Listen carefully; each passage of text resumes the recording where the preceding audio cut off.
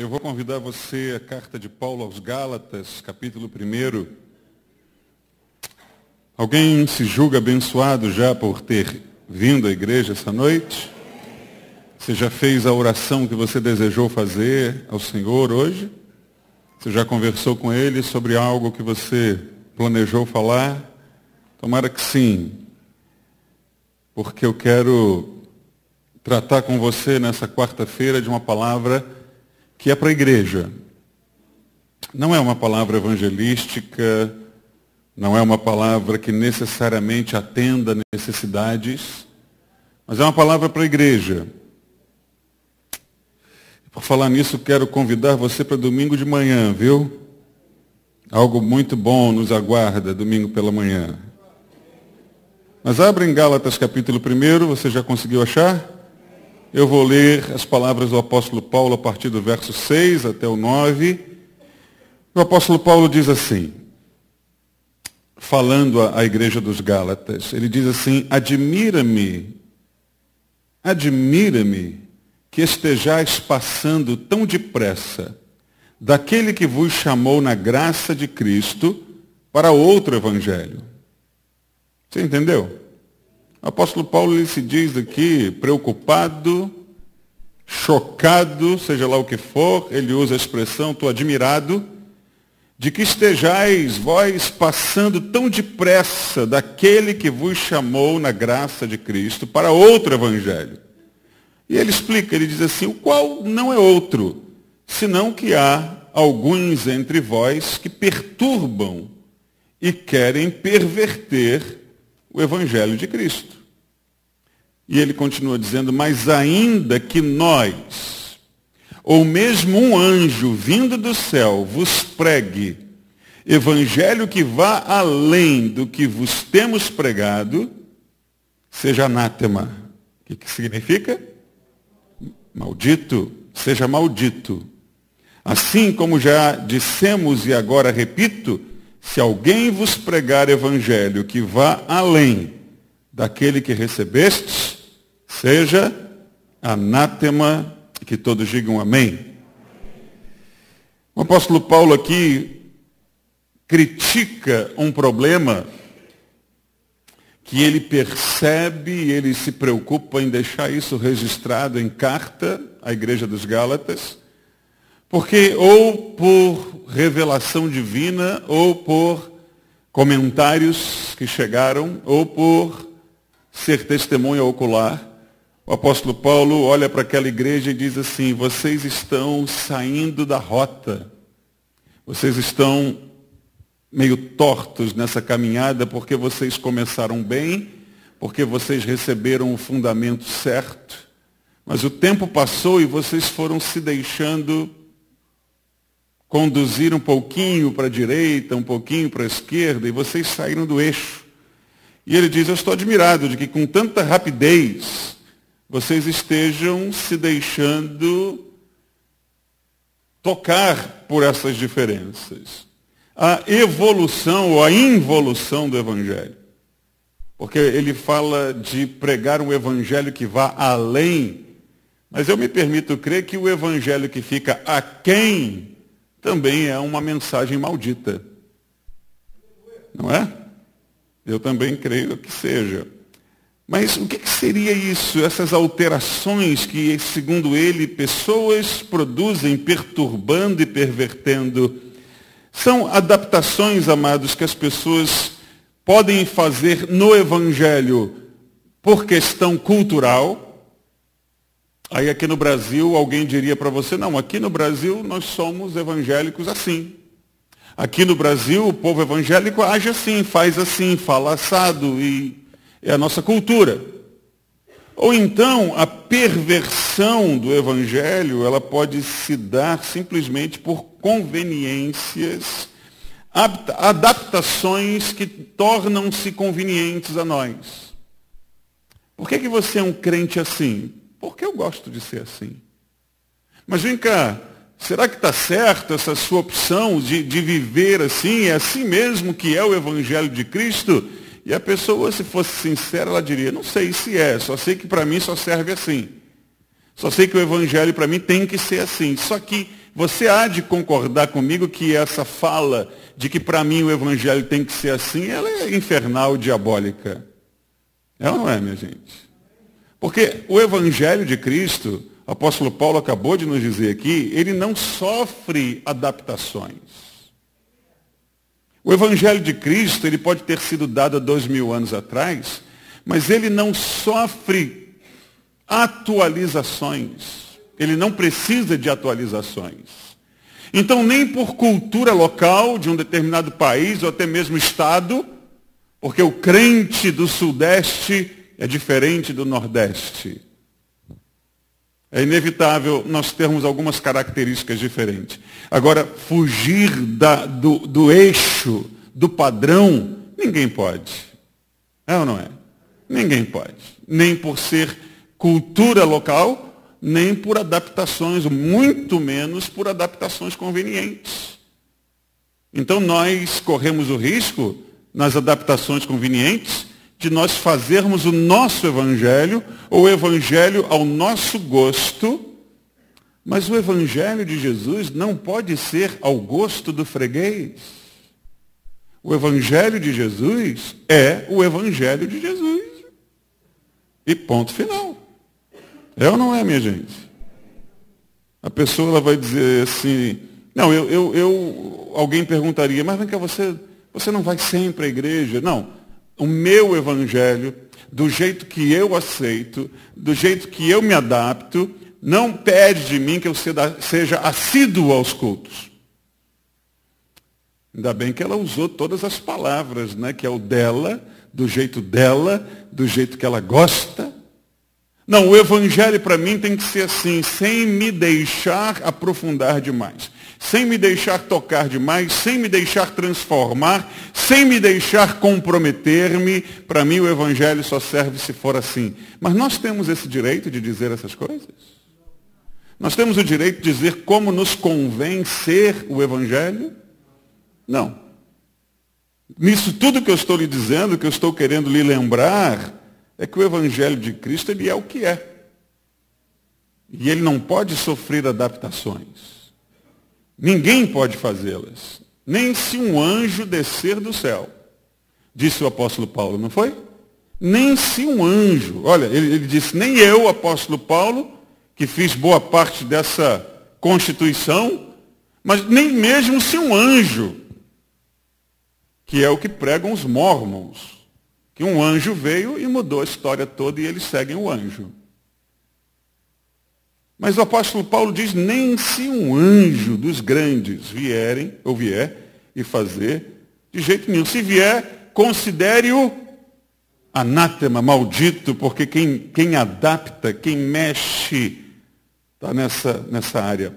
O evangelho do Senhor não muda, como o Senhor do evangelho não muda. Palavra conhecida de todos nós, de Hebreus, que diz, Jesus Cristo é o mesmo. Hoje, ontem e para sempre. Ele é o mesmo. Verdade, queridos? Em todo tempo ele é o mesmo. É? Você está preocupado em responder? Não fique, pode responder. Em todo tempo Jesus é o mesmo. Jesus é o mesmo. Se Jesus foi bom ontem, ele será bom hoje e será bom amanhã. Se ele foi fiel, verdadeiro ontem, será hoje, será amanhã. Ele é o mesmo, não muda. Mas eu queria também essa noite afirmar que, embora ele seja o mesmo no que diz respeito ao tempo de ontem, ao tempo de hoje, ao tempo de amanhã, ele é o mesmo, é óbvio também a afirmação que eu gostaria de fazer nessa noite, que em todo lugar ele é o mesmo também. Não em todo tempo apenas, mas em todo e qualquer lugar, ele é o mesmo. A sua palavra, o seu poder, a sua força, a sua majestade, o respeito que ele impõe, a autoridade que ele tem, não depende da localização geográfica. Onde quer que ele está, ele é o mesmo. Amém, minha gente? Amém. Então, o Evangelho de Jesus é lindo, o Evangelho de Jesus é maravilhoso, mas ele também faz algumas afirmações radicais. E elas são para todo tempo e para todo lugar. Daqui a pouco você vai juntar as peças desse quebra-cabeça. O evangelho do meu Senhor, do seu Senhor, ele é também radical. E Jesus faz algumas afirmações radicais, que muitos de nós preferem não pensar muito nelas, que muitos de nós confia nele apesar delas, que muitos de nós não quer pensar muito nelas porque pode ser que pensar muito nessas afirmações radicais atrapalhe um pouquinho a nossa fé, mas não deve. Então, quais são, pastor? Eu pensei algumas poucas afirmações bem radicais do Senhor Jesus. Eu não vou pedir que você abra a Bíblia, a não ser que você duvide de mim, queira conferir, mas eu vou citar o texto, o lugar onde está. Primeiro que eu quero lembrar a você é uma parábola que Jesus conta em Mateus 13, 44, quando ele diz assim: o reino dos céus é semelhante a um tesouro oculto no campo. Lembra disso? O qual certo homem, tendo-o encontrado, tendo-o achado, escondeu. E aí existem algumas peculiaridades, que vai dizer assim: e transbordante de alegria, porque essa é uma condição já dada pelo próprio Senhor. Quem encontra se alegra. Quem encontra se enche de alegria. Quem encontra o que tinha que ter encontrado na vida.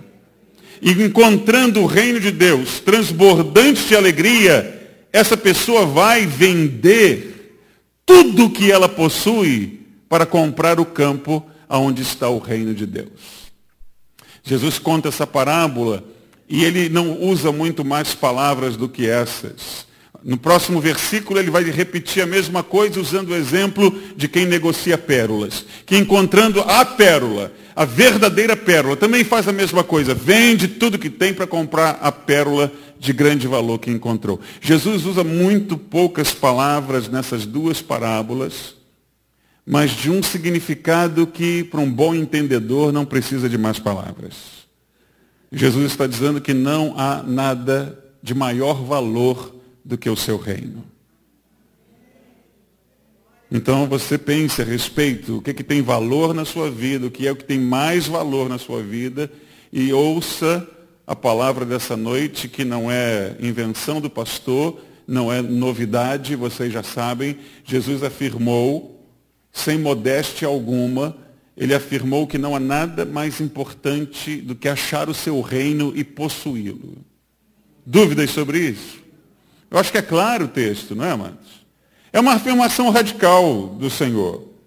Depois ele faz uma outra afirmação também bem radical, que está, talvez mais radical, que está em Mateus 10, 37, quando ele vai dizer assim: quem ama seu pai ou sua mãe mais do que a mim, lembra como conclui? Não é digno de mim. Você ama papai e mamãe? É claro que sim, não é? Mas veja como é que ele, o Senhor, se coloca nisso tudo. Ele vai dizer: quem ama mais o seu pai e a sua mãe do que ama a mim, meu Deus do céu, parece que ele não está pensando no que está falando. Parece que ele exagerou na dose, mas não exagerou. Ele está só falando a verdade. Sendo ele Deus, tendo feito o que fez, tendo amado como amou, ele vai ser absolutamente claro e direto, dizendo: quem ama mais ao seu pai e a sua mãe do que a mim não é digno de mim. E quando você acha que a coisa não pode piorar, ele vai dizer: quem ama seu filho ou sua filha mais do que a mim não é digno de mim. Se você não conhece bem a Bíblia, agora você está pensando assim: não, pastor, duvido que isso esteja escrito na Bíblia. Está. Onde é que está, pastor? Mateus 10, 37. Mas para nos tranquilizar, quando ele fala sobre amar mais, o que ele está querendo nos fazer entender é dar prioridade.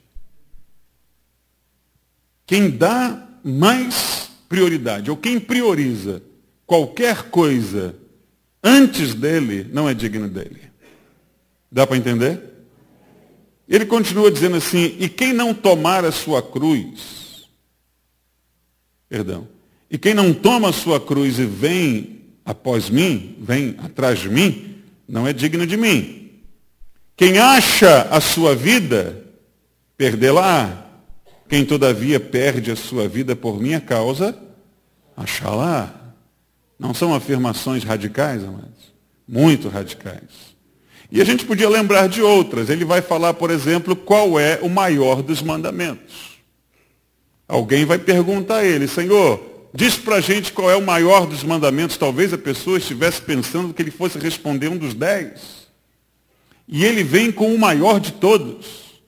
E ele vem dizendo que o maior de todos os mandamentos é amar a Deus acima de todas as coisas. Que se você não enxerga uma radicalidade nisso, reveja a coisa, porque é muito radical. Ele vai falar do mandamento, você vai perceber na tentação que Jesus sofre, como é radical o Evangelho. Porque Jesus não dá a menor chance para o diabo. Não é?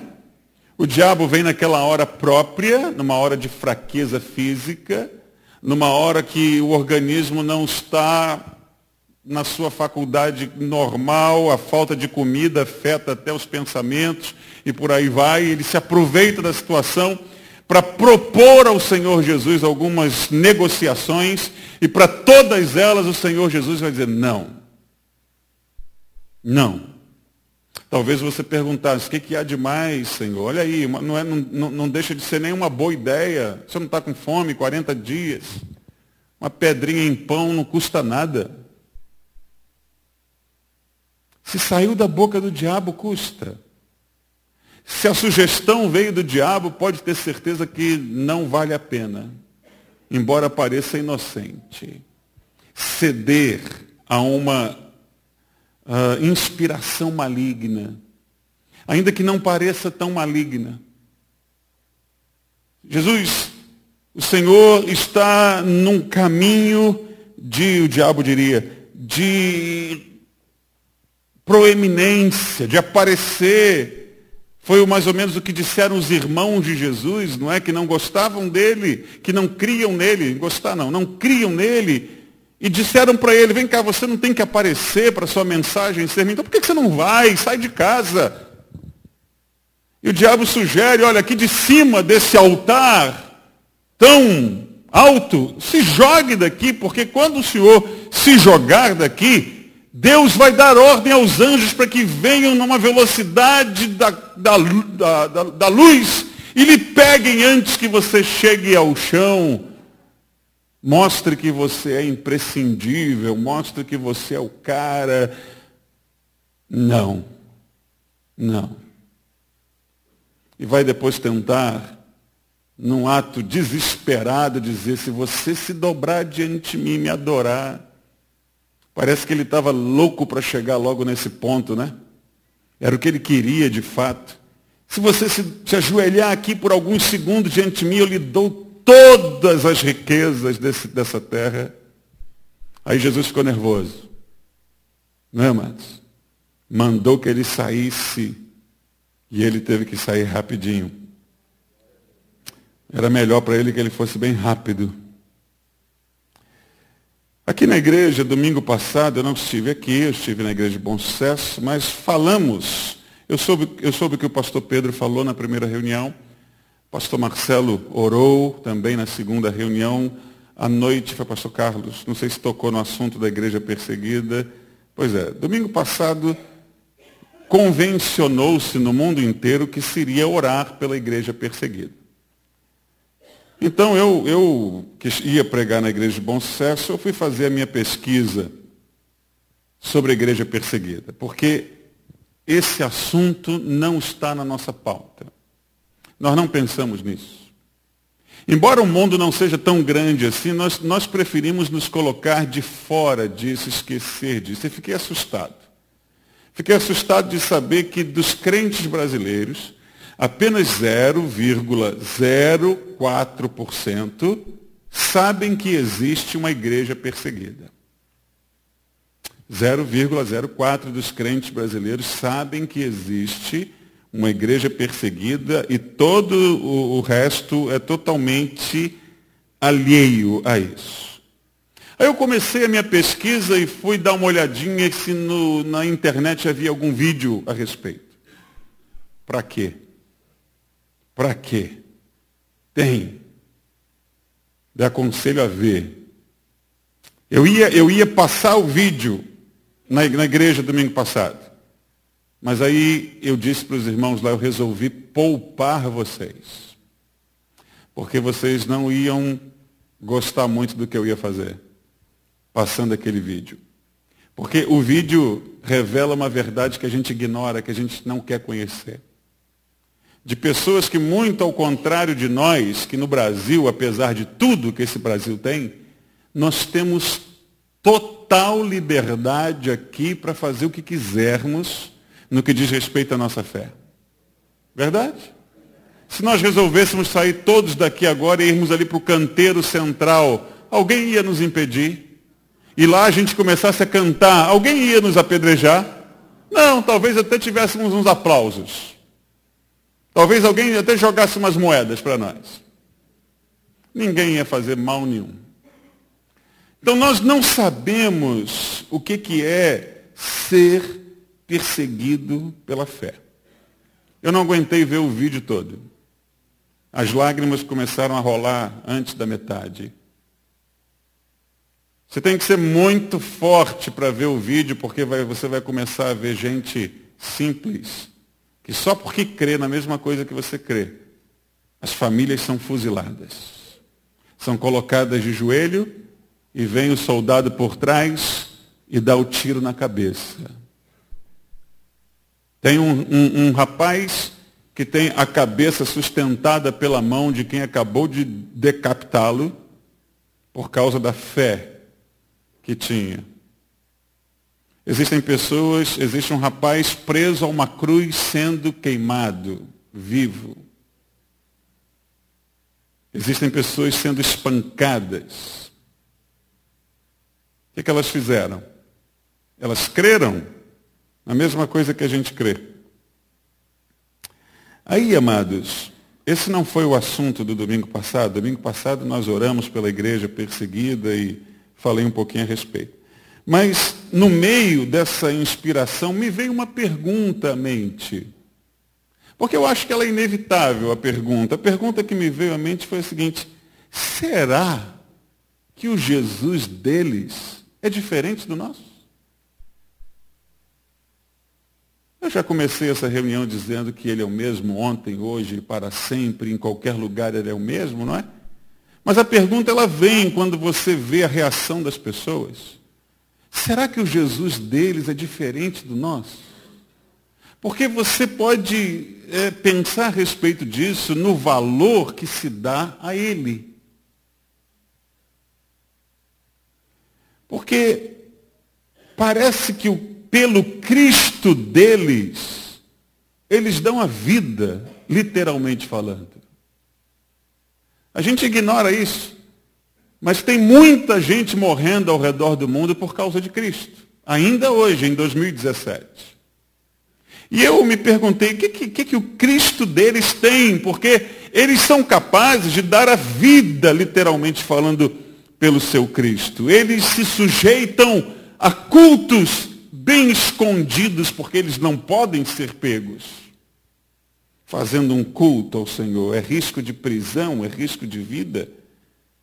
O que o Cristo deles tem para que eles se sujeitem a sofrer perseguições?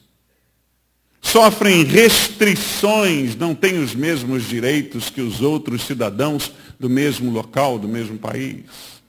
Por que se sujeitam? Por que não tem Bíblia? Por que escondem pedaços, páginas da Bíblia, enquanto nós temos 10? Quantas Bíblias você tem em casa? Quantas versões diferentes? Não é? Tem até a Bíblia da criança do seu filho. Mas aí você na internet também você pode encontrar um vídeo de uma igreja na China que recebe uma caixa. E quando abrem a caixa, são Bíblias. E as pessoas ficam loucas por uma Bíblia. E quando conseguem uma Bíblia, chora abraçado com a Bíblia e beija a Bíblia. O que essa fé tem de diferente da nossa? O que esse Cristo tem de diferente do nosso Cristo? Porque parece que esse Cristo tem mais valor. Parece que esse Cristo é melhor porque eles dão tudo por ele. A própria vida, se for necessário.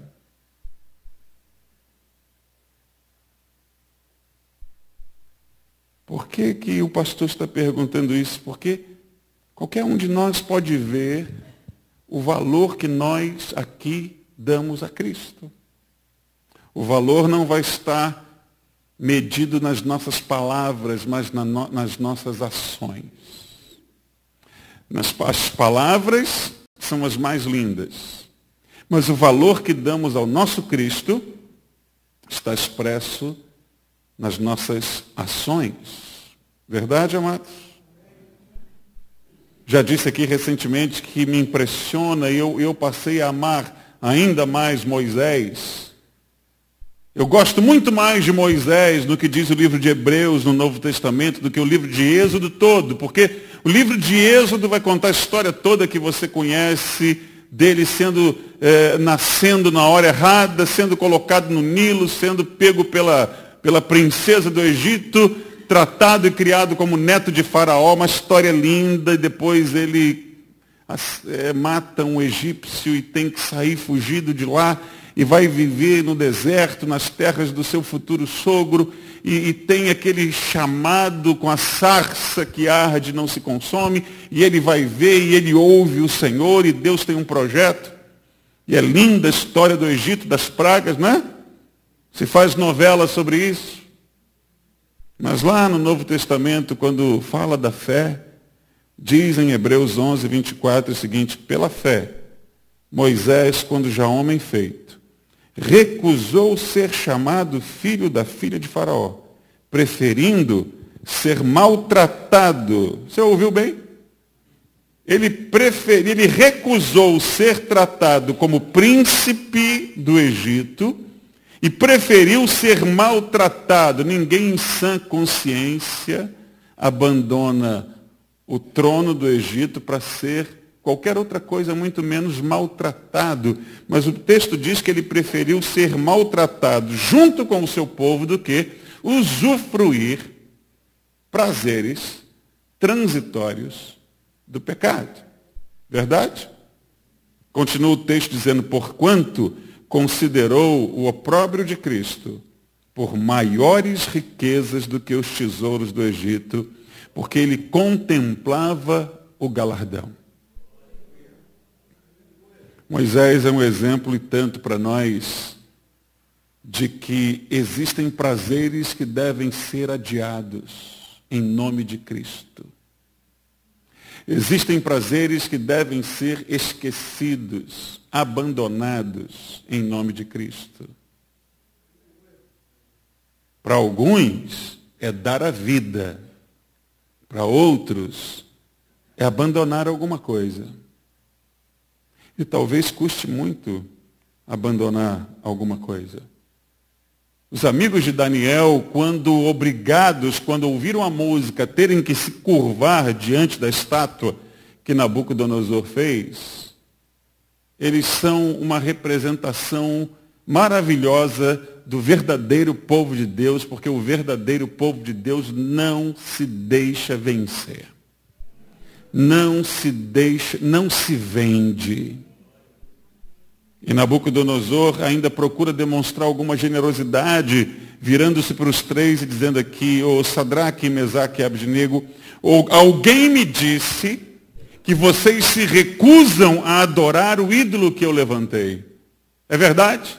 Porque se for verdade, vou dar uma chance agora para vocês, vou mandar tocar a banda toda, e quando vocês ouvirem, vocês se curvem, porque se não se curvarem, eu quero ver qual é o Deus que vai livrá-los das minhas mãos. E aí está na Bíblia mais um exemplo que não é para a gente aplaudir só, mas é um exemplo do que Deus espera dos seus filhos.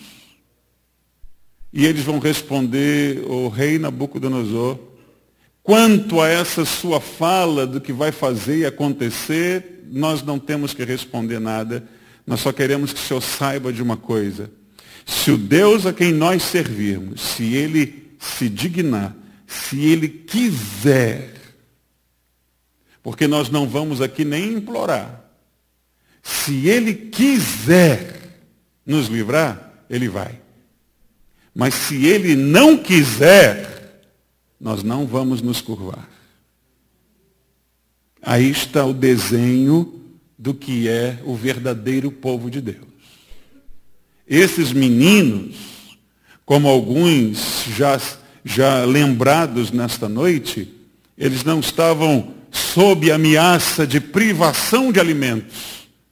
Olha aqui, se vocês não se curvarem, a partir de amanhã vocês não comem mais carne. Não era isso. Se vocês não se curvarem, vocês vão pagar a multa. Não, não era pagar a multa. Era morrer. E eles vão dizer assim, você com certeza não sabe de nada da nossa fé, você não entende, porque nós abrimos mão de qualquer coisa pelo nosso Deus. E o Evangelho do Senhor Jesus é isso. Aonde foi que nós mudamos? Aonde foi que nós adaptamos as nossas necessidades particulares? A gente não sabe onde é. Mas o Evangelho de Jesus é isso. É priorizá-lo sobre tudo. Seja sobre o risco de vida. É colocá-lo em primeiro lugar. É assim para nós? Porque para alguns é. Para alguns é. Acho pouco provável que você assista o vídeo ou assista inteiro. Porque você vai ver que para alguns Cristo é tudo. É tudo. Eles se sujeitam a qualquer coisa pela fé que têm. Quem me compreende? Está comigo, amados? Na galeria, em Hebreus capítulo 11, há muitos anos atrás eu preguei sobre isso, que é a galeria dos heróis da fé, e convidei a igreja a se imaginar entrando numa galeria de arte, no museu, e assim que você entra existe muita luz e é tudo muito colorido, e os heróis da fé que estão nos quadros na parede, eles são sorridentes, de peito estufado. Os nomes mais importantes da Bíblia estão logo ali no início do capítulo. Mas como se você terminasse de andar por aquele ambiente e tivesse que passar por uma porta para entrar no próximo, entra-se no próximo e não há tanta luz, e nos quadros não há muitos sorrisos, e as cores não são tão vibrantes. E os olhares daqueles personagens são olhos mais esbugalhados, olhando para você e passando uma mensagem só com seus olhos, mas ainda se vê alguma glória. Mas existe um terceiro ambiente nessa galeria, que se você ler Hebreus capítulo 11 completamente, você vai enxergar nitidamente, que é gente anônima, gente que você nunca ouviu falar e não sei se um dia vai ouvir, mas vai dizer que estes, pela fé, tiveram seus corpos cerrados, queimados, não viram uma mão libertadora, mas o texto bíblico vai dizer, homens dos quais esse mundo não é digno. Porque os céus são povoados por gente que o mundo não é digno. O mundo não é digno de que fiquem por aqui. Eles são muito bons para ficarem nesse lugar. Quem me entende? O que você é capaz de fazer pelo seu Deus? Porque esses orientais, não só orientais, não é? Existem outros lugares do mundo também, até na América do Sul, alguns países fechados ainda para o Evangelho. Mas essa turma do Oriente Médio que sofre demais pela fé, Se perguntassem para ele o que você é capaz de fazer por Jesus, eles não teriam dificuldade de responder ou de mostrar alguma coisa que já fizeram. Mas eu pergunto para a igreja de Nova Vida de Piedade nessa noite, o que nós somos capazes de fazer pelo nosso Deus? Não deve ser difícil também de responder, porque basta nós virmos ou checarmos o nosso passado. Basta nós checarmos os nossos últimos dias para nós vermos o que nós somos capazes ou não de fazer pelo nosso Deus. Porque no país que você vive, não se pede a sua vida pela sua fé. Mas, de repente, nós podemos nos ver tão negligentes em coisas que nos são pedidas com toda a liberdade que nós temos, e nós nos enxergarmos negligentes. Não foi pedida a minha vida, foi me pedido isso aqui, mas nem isso eu fiz. Nem isso eu consegui fazer. E então isso coloca em xeque a nós mesmos, com uma baita de uma interrogação sobre a nossa cabeça, e nós nos perguntamos, o que nós somos capazes de fazer por ele? Será que na hora H, se acontecer, se você for fazer uma viagem para o Oriente Médio, você resolveu visitar a Jordânia para chegar a Israel, você foi na Líbia dar um passeio, passar as férias, e o Estado Islâmico lhe pegou, abriu a sua carteira e tinha carteira de membro da Igreja Nova Vida de Piedade, te denunciava como um cristão, e o cara coloca o capuz na sua cabeça. Como não faz muito tempo, pegaram 30 e poucos crentes, botaram um macacão laranja, um capuz na cabeça, levaram para o deserto, filmaram tudo e decapitaram todos eles. Por quê? Porque eles eram americanos? Não, porque eles eram crentes. E eles disseram, eles são da nação da cruz. Tem que morrer. Eu sou da nação da cruz. Você é da nação da cruz. Numa hora como essa, como é que nós ficamos? Qual é a reação que temos? Tem um outro vídeo também que esse eu lhe convido a não deixar de ver na internet.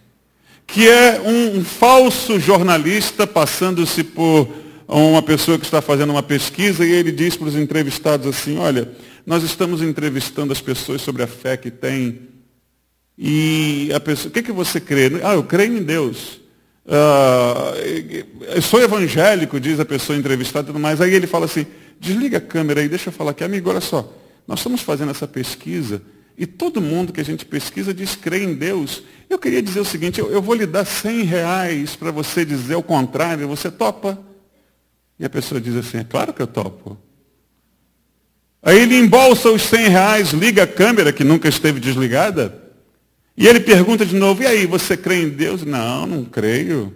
Isso aí é uma balela para enganar os fracos.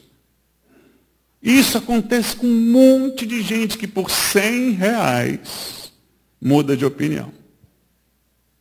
Aí você vai se emocionar no final porque tem dois, uma moça e um rapaz, que dizem, não, eu nunca negaria o meu Deus. Por preço nenhum desse mundo eu negaria o meu Deus. Mas os cristãos brasileiros, alguns deles, por R$100, eles se vendem. Cuidado com o seu julgamento, porque você pode dizer assim, pô, pastor, por R$100? Se ainda fosse 1.000? Por 1.000 vai? Hein? Por 1.000 você topa? O rapaz diz assim, fique tranquilo, porque isso não vai ser exibido no Brasil. E o pessoal que se disse evangélico por R$100, eles já vão negar tudo o que disseram antes. Nós podemos estar enganados a respeito de nós mesmos, como o apóstolo Pedro esteve, quando ele vira-se para Jesus e diz para Jesus assim, Senhor, aconteça o que acontecer, eu vou contigo até a morte. Ele foi? Ele não foi ali naquele momento. Ele não sabia o que isso significava. Ele não sabia a pressão que isso significava. Mas depois ele foi. Foi ou não foi? Depois ele foi. Ele se arrependeu do que falou, do que fez. E depois ele foi. Porque há tempo de corrigir. Não é? Nessa noite, amados, eu estou falando isso tudo. Não é para que você fique triste, mas é para que nós possamos refletir nessa noite e aproveitar o tempo e a liberdade que nós temos aqui, nesse país. O tempo que temos e a liberdade que temos nesse país para você viver a sua fé com intensidade. Viver a sua fé com intensidade. Não negue ao seu Senhor por nada. Não negocie a sua fé por nada. Deus deve ter colocado as pessoas certas nos lugares certos. Porque talvez nós não tivéssemos estrutura para passar pelo que alguns passam.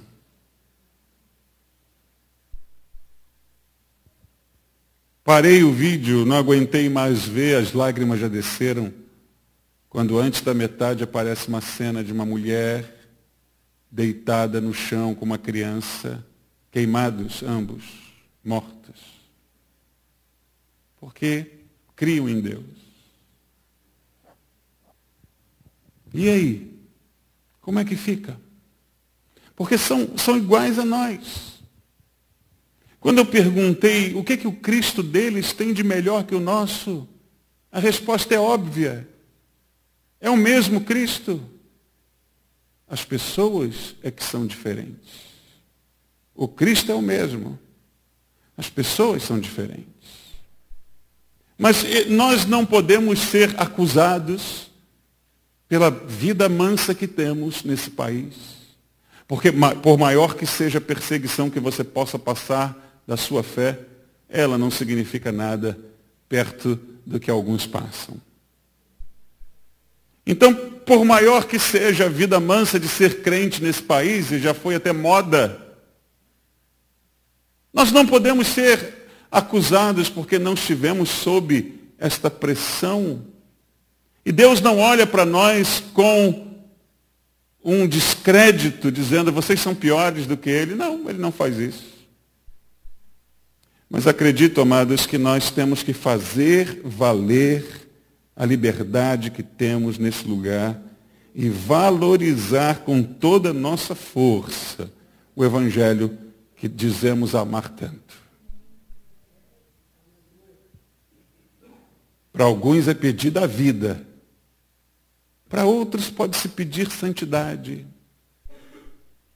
Para outros pode-se pedir... Qual foi o termo usado no caso de Moisés? Ele adiou prazeres. Ele trocou prazeres. Diz o texto que ele trocou o prazer de ser um príncipe do Egito, ele trocou, ele adiou, ele resolveu esperar mais. Porque os prazeres que aqui estavam propostos eram transitórios. Passaria rápido. Mas ele é desperto, Moisés devia ser muito inteligente mesmo, porque ele falou, ou são aqui os anos que me restam de glória nesse mundo, ou é a vida eterna ao lado do meu Senhor. E como eu não sou burro, eu prefiro amassar tijolo hoje aqui e receber umas chibatadas, mas viver eternamente ao lado do meu Deus. É a troca de prazeres. É trocar o de hoje pelo de sempre. Para alguns é solicitada a vida, literalmente falando. Para outros é só um adiar de prazeres. Para outros é só viver de acordo com a palavra. Pastor, o que Deus espera de mim? Eu fiz essa pergunta a Deus quando eu me senti nada perto desses crentes que sofrem. Quando eu me senti nada perto desses crentes que sofrem, eu fiz essa pergunta para Deus: Senhor, o que a gente faz? E eu acho que ele respondeu. Eu acho que ele respondeu com um salmo que li aqui na hora do ofertório. Porque para Deus, Deus não aprecia assim, eu aprecio isso, e também isso, e também isso. Deus aprecia um tipo de gente. E o texto que você leu com palavras muito simples comigo, no Salmo 37, diz que o Senhor gosta do homem bom.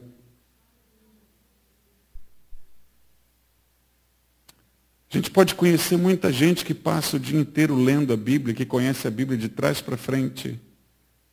Só que essa pessoa não é um homem bom. Essa pessoa não se permitiu afetar pela palavra que leu. Deus aprecia o homem bom. Se você quer saber o que significa ser o homem bom, que talvez não seja o que você pense a princípio, leia novamente o Salmo 37 e você vai ver o que é esse homem no qual Deus se compraz no caminho que ele anda. É o homem que procura fazer a vontade de Deus, é o homem que procura regrar a sua vida de acordo com a palavra de Deus. Não é o homem que se recolheu num mosteiro e passa 12 horas de oração, mas é o homem que no meio do sufoco do Rio de Janeiro, do trânsito, do engarrafamento, das dificuldades que você tem para sobreviver, para manter a sua família, é o homem que se mantém íntegro. Esse é o homem bom aos olhos de Deus. O homem bom é o homem que não negocia a sua fé. É o homem que não prioriza as suas próprias vontades. Aproveite que não estão pedindo a sua vida pela sua fé e faça tudo o que você puder fazer por ele. Mostre sempre que você puder o quanto ele significa, o quanto ele vale para você. Porque tem gente nos fazendo corar de vergonha, dando a Cristo o valor que ele tem de fato. Enquanto nós podemos estar na nossa vida boa, de crente, a gente vem à igreja quando quer, quando pode. Se ameaça uma chuvinha, não é chover não, ameaçar uma chuvinha, a pessoa já olha pela janela e diz: fiz chapinha ontem, não vai dar para sair nessa chuva. O filho não está gripado, não está resfriado, mas deu uma tossida quando acordou domingo. Não vamos sair de casa. Deixa o garoto aí debaixo do cobertor. Qualquer coisa é motivo para não estar na casa do Senhor. Qualquer coisa é motivo para não servi-lo, para não adorá-lo, para não fazer nada. Que Cristo sem vergonha é esse?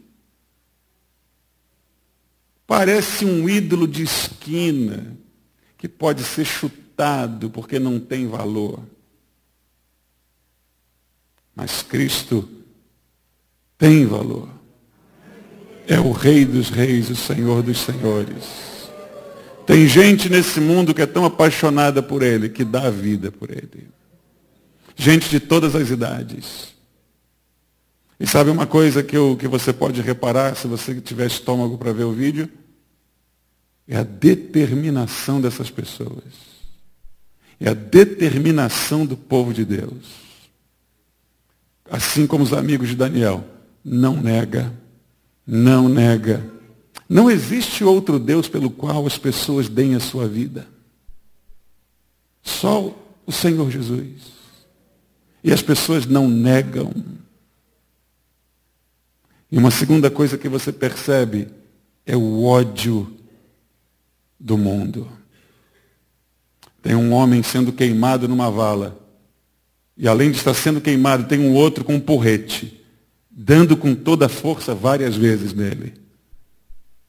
Aí você se pergunta, o que esse homem está sentindo? Que ódio é esse? E a Bíblia vai lembrar a gente, o mundo não é amigo de vocês. Não é. E quando ele puder, ele vai mostrar que de fato ele não é e nem nunca foi seu amigo, por causa da fé que você tem. Então, amados, não vamos nos debulhar em lágrimas essa noite, sair daqui arrasados porque tem crentes melhor do que nós.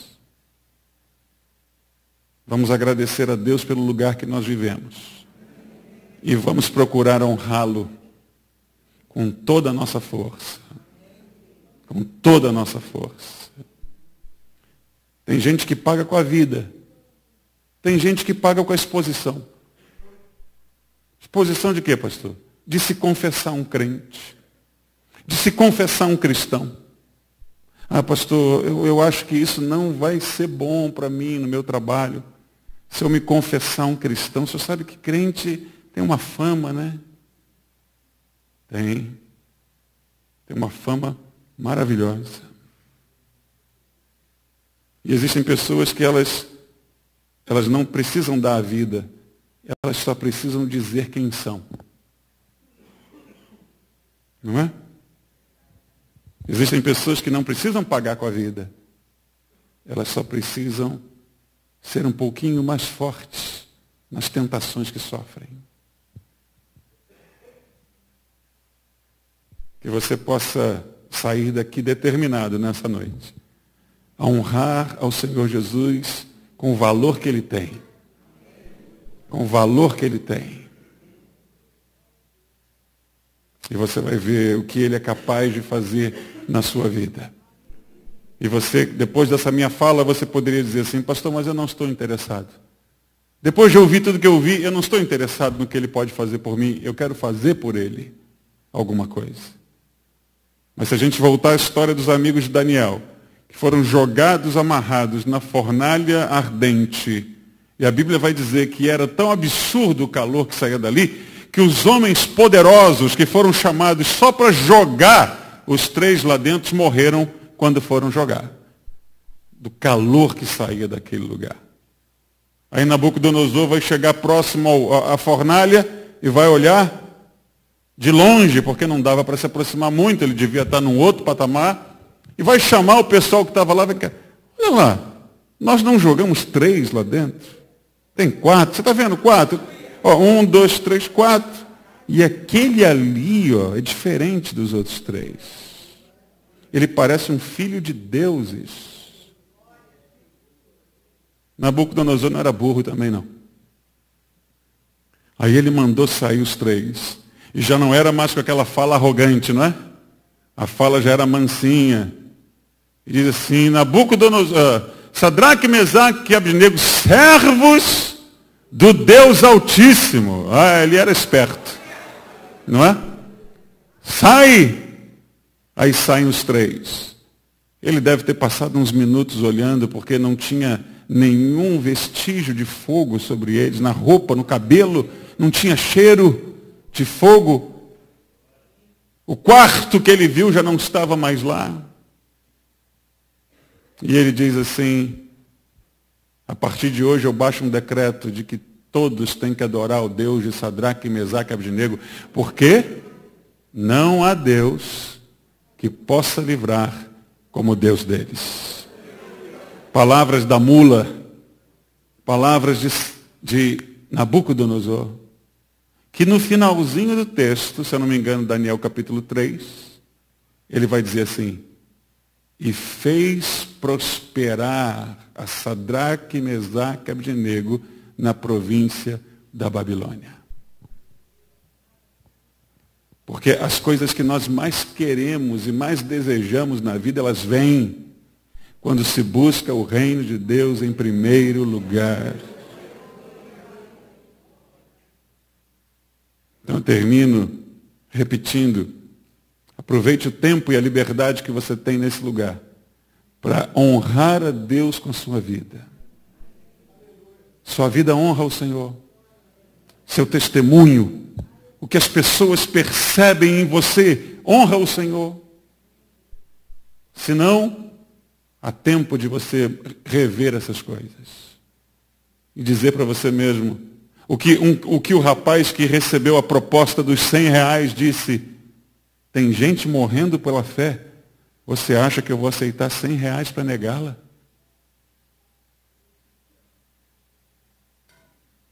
Que a nossa vida honre, amados, ao Deus que vale tudo. Seu reino vale tudo que você possa ter numa vida de 1000 anos que seja. E tudo que você consiga acumular não vai ser o suficiente para comprar o seu reino.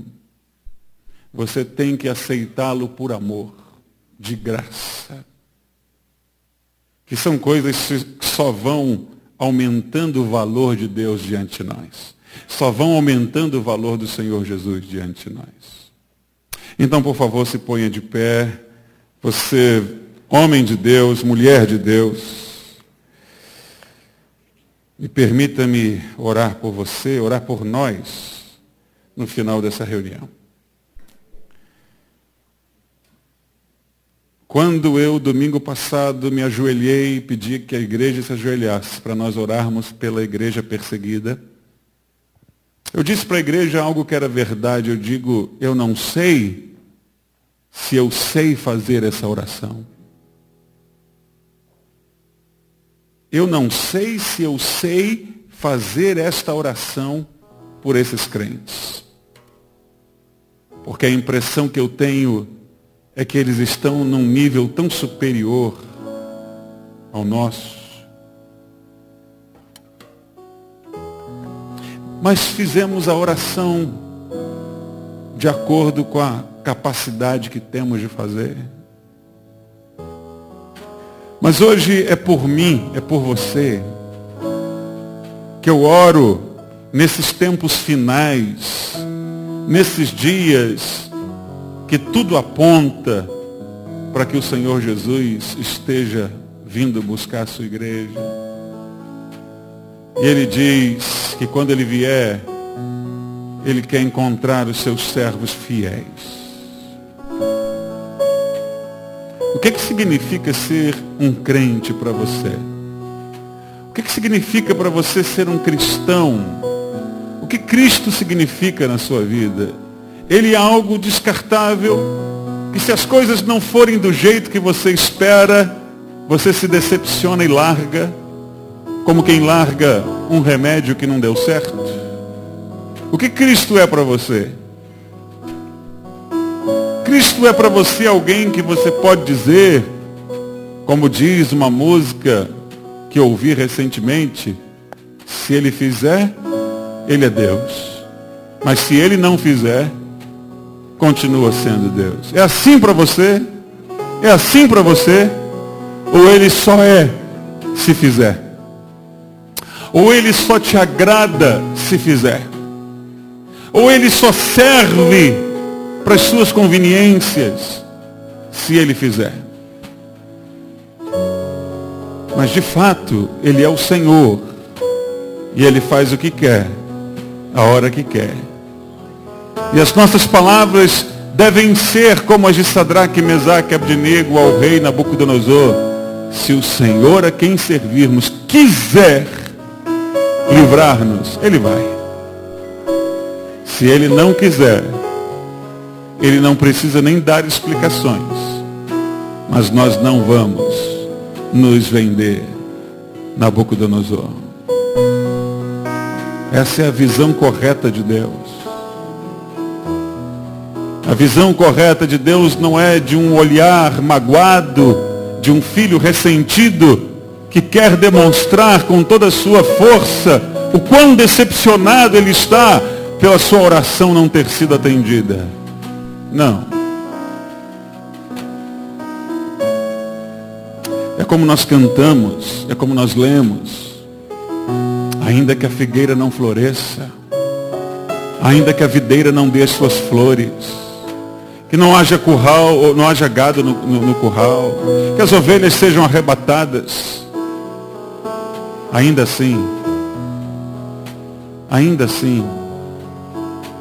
nós nos alegraremos no nosso Deus. É assim para você? Porque é assim que é de fato, amados. O Evangelho não é as nossas festas dominicais com a igreja cheia, com música boa, O Evangelho não é construir coisas. O Evangelho é ser de Cristo, haja o que houver.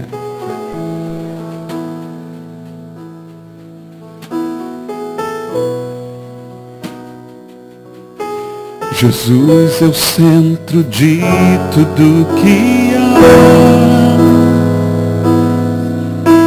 Jesus é o centro de tudo que há.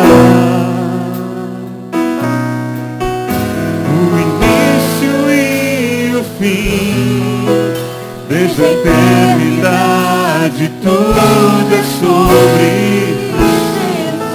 Jesus. Jesus é o centro de tudo que há. Jesus é o centro de tudo que há. Você pode levantar as suas mãos e adorar. O início e o fim, desde a eternidade, tudo é sobre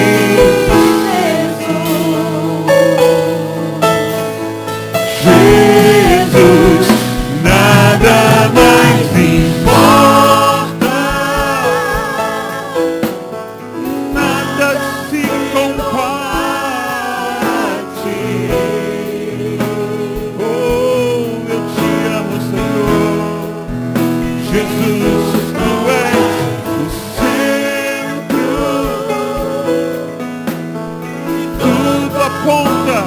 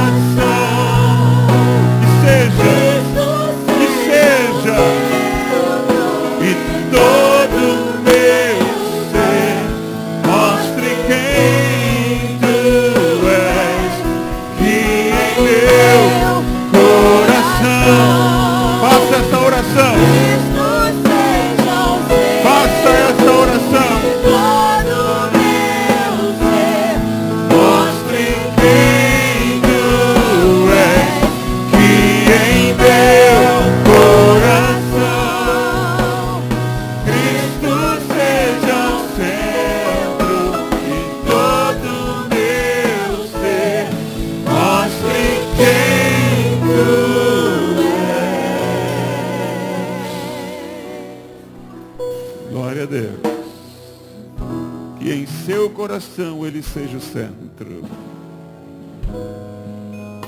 Que ele seja o centro das suas motivações, o centro, o motivo da sua determinação. Que ele seja inegociável. Que ele valha a sua vida, porque você valeu a dele. Que ele valha a sua vida. Que você não se importe em perder tudo que você tem para ter o reino de Deus, para pertencer ao reino de Deus, porque o reino vale tudo, vale tudo.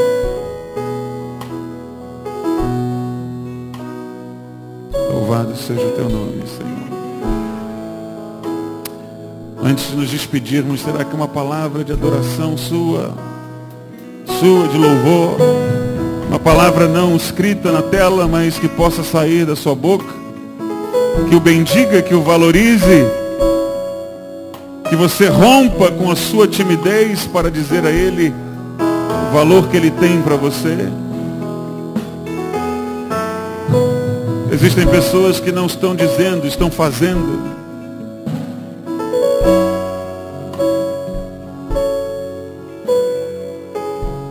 Glória a Deus. Glória a Deus. Espírito Santo, ajude-nos. Ajude-nos, Espírito Santo de Deus. a sermos um pouquinho mais dignos desse amor, um pouquinho mais dignos desse sangue, e que em nossas ações nós possamos revelar que Cristo é o centro da nossa vida. Se você precisa meditar mais sobre essa verdade,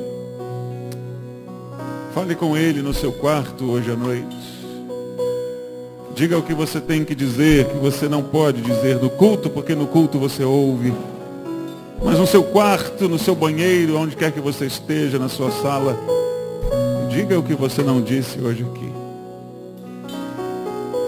Senhor, eu te agradeço por nós hoje estarmos meditando aqui em Ti, na Tua palavra, ensinando que de fato Tu és o centro de tudo. E que o valor que damos a Ti, Senhor, possa ser o valor que Tu tens, o valor que Tu mereces.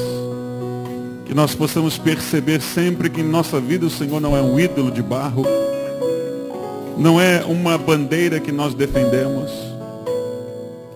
não é alguém que nós vendemos por R$100, por 100 mil, por 100 milhões. Tu és o que há de mais importante na nossa vida. Se você concorda comigo, diga amém. Amém. Deseja a pessoa ao seu lado uma quinta, uma sexta muito abençoada. Até domingo de manhã. Deus abençoe a todos.